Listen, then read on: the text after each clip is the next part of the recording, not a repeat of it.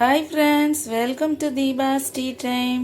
இன்னைக்கு நான் எல்லாருக்குமே ரொம்ப பிடிச்ச மசாலா தோசை செஞ்சிருக்கேங்க. நம்ம ஹோட்டல்ல வாங்கி சாப்பிடுற அதே டேஸ்ட்ல ரொம்ப சூப்பரா வந்திருக்கு. அதுக்கு மேட்சிங்கான சாம்பார், சட்னி, கார சட்னி எல்லாமே நல்ல சைட் டிஷ்ஷா இருக்கும். வாங்க எப்படி செய்யலாம்னு பார்க்கலாம்.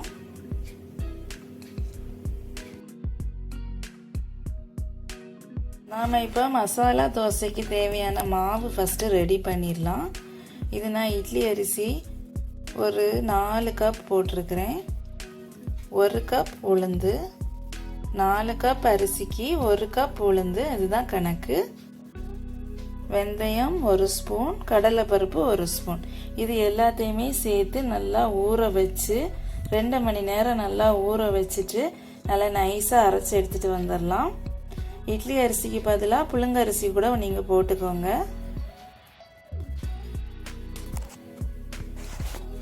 நல்லா ஊற போட்டு நான் மாவை அரைச்சி எடுத்துகிட்டு வந்துட்டேன்.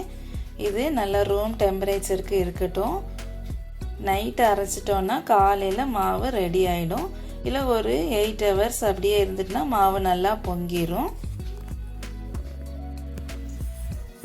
இப்போ ஒரு 8 ஹவர்ஸ் ஆயிடுச்சுங்க. மாவு நல்லா பொங்கிடுச்சு. தோசை மாவு ரெடி ஆயிடுச்சு. நம்ம இப்போ செய்ய ஆரம்பிச்சிடலாம்.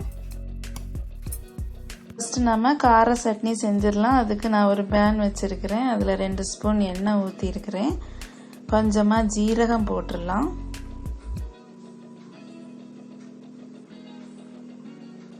கடலைப்பருப்பு 1 ஸ்பூன்,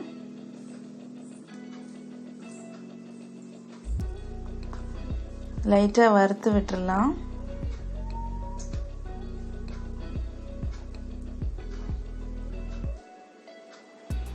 வெங்காயம் 1 இன்னைக்கு கட் பண்ணி போட்டிருக்கிறேன். பூண்டு 10 பல் போட்டு நல்லா வதக்கிடலாம். வெங்காயம் பூண்டு எல்லாமே நல்லா வதங்கட்டும். தேவையான அளவுக்கு உப்பு சேர்த்துடலாம்.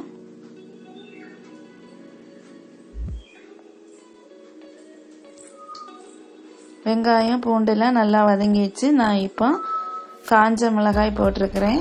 நான் ஒரு 10 போட்டிருக்கிறேன். உங்கள் காரத்துக்கு தகுந்த மாதிரி போட்டுக்கோங்க. இப்போ எல்லாத்தையுமே நல்லா வதக்கிட்டோம். இப்போ நம்ம ஸ்டவ் ஆஃப் பண்ணிடலாம். மிக்ஸி ஜாரில் போட்டு நல்லா நைஸாக அரைச்சிட்டு வந்துடலாம். ஒரு 4 கருவேப்பிலை சேர்த்து நல்லா அரைச்சிட்டோம். மசாலா செஞ்சிடலாம். உருளைக்கிழங்கு மசாலா செய்கிறதுக்கு ஃபஸ்ட்டு நான் அடுப்பில் ஒரு பேனில் 2 ஸ்பூன் எண்ணெய் ஊற்றி இருக்கிறேன். எண்ணெய் நல்லா சூடாயிடுச்சு.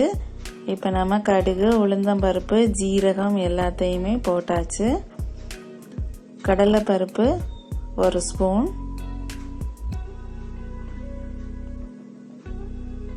கறிவேப்பிலை போட்டுடலாம். போட்டுட்டு நல்லா வதக்கி விட்டுடலாம். இஞ்சியும் பூண்டும் நல்லா இடித்து போட்டிருக்கிறேன். அதாவது பூண்டு ஒரு 6-7 பல் தோலோடு போட்டிருக்கிறேன். அப்புறமா வெங்காயம் போட்டுடலாம். பச்சை மிளகாய் பொடியாக கட் பண்ணி போட்டிருக்கிறேன். ஒரு 4 பச்சை மிளகாய், 2 வெங்காயம் போட்டிருக்கிறேன். இது நல்லா வதக்கிடலாம். தேவையான அளவுக்கு உப்பு சேர்த்துடலாம். சேர்த்துட்டு நல்லா வதக்கிடலாம். வெங்காயம் நல்லா கண்ணாடி மாதிரி ஆகட்டும். இப்போ தேவையான அளவுக்கு கொஞ்சமாக தண்ணி சேர்த்துடலாம். நல்லா வேகட்டும். ஒரு 4 உருளைக்கிழங்கு எடுத்து நான் ஆல்ரெடி வேக வச்சு இதில் சேர்த்துருக்கிறேன். இது இன்னும் நல்லா வேகணும்.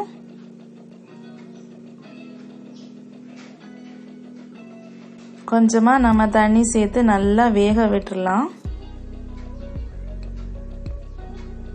உருளைக்கிழங்கு வெங்காயம் எல்லாம் சேர்ந்து நல்லா வேகட்டும்.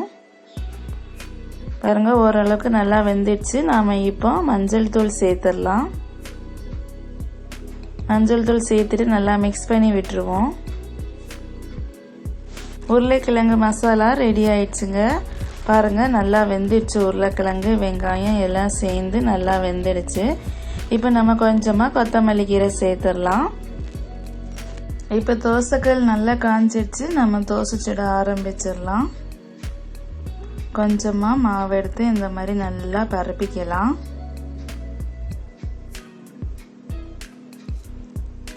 சுற்றிலுமா எண்ணெய் விட்டுடலாம். இல்லைன்னா உங்களுக்கு நெய் பிடிச்சிருந்துச்சுன்னா நெய் விடலாம்.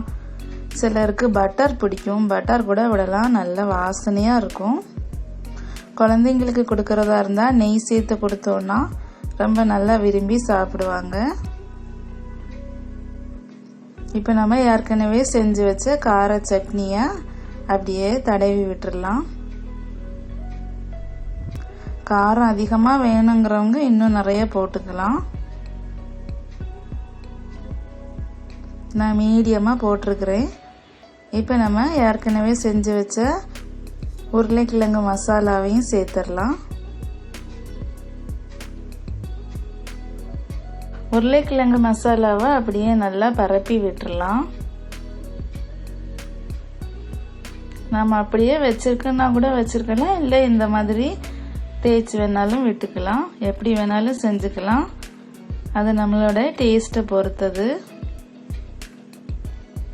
அவ்வளோதாங்க, மசாலா தோசை ரெடி ஆயிடுச்சு. ரொம்ப டேஸ்டியாக வந்திருக்கு, நல்லா கிறிஸ்பியாக இருக்குங்க. நீங்களும் கண்டிப்பாக செஞ்சு பாருங்க. மசாலா தோசை ரொம்ப ஈஸியாக செஞ்சுட்டோங்க. நீங்களும் கண்டிப்பாக செஞ்சு பாருங்க. உங்களுக்கு இந்த ரெசிபி ரொம்ப பிடிக்கும்னு நினைக்கிறேன். பொதுவாக குழந்தைங்களுக்கு இந்த மாதிரி செஞ்சு கொடுத்தா ரொம்ப விரும்பி சாப்பிடுவாங்க. நம்ம ஹோட்டலில் ஆர்டர் பண்ணுற அதே டேஸ்டில் அழகாக வந்திருக்கு. சாம்பார், சட்னி, கார சட்னி இது எல்லாமே நல்ல மேட்சிங்காக இருக்கும். நீங்களும் கண்டிப்பாக செஞ்சு பாருங்கள். உங்களுக்கு இந்த ரெசிபி பிடிச்சிருந்துன்னா உங்கள் ஃப்ரெண்ட்ஸ், ரிலேட்டிவ்ஸ் எல்லாருக்குமே ஷேர் பண்ணுங்கள், லைக் பண்ணுங்கள், சப்ஸ்கிரைப் பண்ணுங்கள், கமெண்ட் பண்ணுங்கள். தேங்க்யூ.